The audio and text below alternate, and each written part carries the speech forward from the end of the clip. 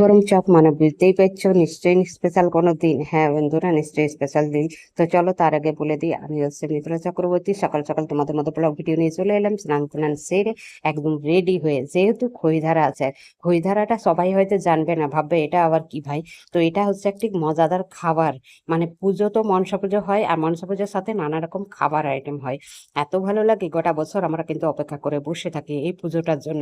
তো চলো আগে পুজোটা সেরে নেওয়া যাক। এটা যেহেতু আমাদের মা মনসার পুজো, তাই মা মনসার পুজোটা প্রথমে করে নি ভালোভাবে। সবারই আশীর্বাদ, সবারই অনেক ভালোবাসা রইলো। এদিকে আলু সিদ্ধ করে নিয়েছি আমি। যেহেতু আলু সিদ্ধ দিয়ে কি হবে তোমরা তো প্রথমেই দেখে নিয়েছো। তো আলু সিদ্ধ করে রেডি করে নিয়েছি, যেহেতু বাড়ির একটা খেতেই আলাদা। আর এদিকে আমি কিন্তু কিছুগুলো বাদাম ভেজে নিয়েছি, আর সাথে টমাটো, আদা, কাঁচা লঙ্কা পেস্ট করব। কারণ চপে এই মশলাটা দিলে কিন্তু ভীষণ হেভি টেস্ট লাগে, যে বলার নয়, টেস্ট এত ভালো লাগে। তো আলু সিদ্ধ করে মশলাটা ভালো করে ভেজে আমি কিন্তু আলুগুলো দিয়ে এবার আলুটা ভালো করে মেখে নেবো এবং ঠান্ডা হতে দেবো। আর বরমশাই নিয়ে চলে এসেছে একটু দই চিড়া খাওয়াতে, যে এত তুমি কাজ করছো, লাও একটু দই চিড়া খাও। আমি বলি দূর, খাবো না, চলো।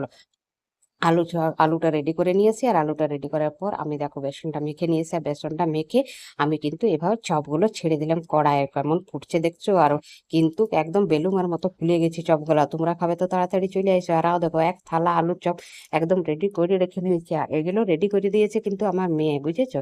ওরা চপ ছাকতে জানে না, কিন্তু এইগুলো রেডি করতে ওরা ভীষণ পারে। আর বলবে আমাদেরকে করতে দাও। তাও দেখো এক গামলা আরো চপ করে নিচ্ছে, আর আরো চপ হচ্ছে, চিন্তা নাই, তোমাদেরকেও দেবো। একা একা খেলে হবে বলো? তোমাদেরকে না খাওয়াইলে আমি কি করে খেতে পারবো? তাই তোমাদেরকে সবার প্রথমে আমি খাওয়াই, তারপরে কিন্তু আমি খাই। কারণ আমার একা খেতে কোনো জিনিসই ভালো লাগে না কখনো। তো চলো, তোমাদের সকলকে আগে চপ খাওয়াবো, দই চিড়া খাওয়াবো। আর তারপরে কি আছে দেখো, খই ধারাই ছোলা সিদ্ধ, এদিকে ডাল সিদ্ধ, ছোলা সিদ্ধর ভাজাও, আর চপ, আর সাথে মুড়ি। এইটাই হচ্ছে আমাদের খই ধারার খাবার।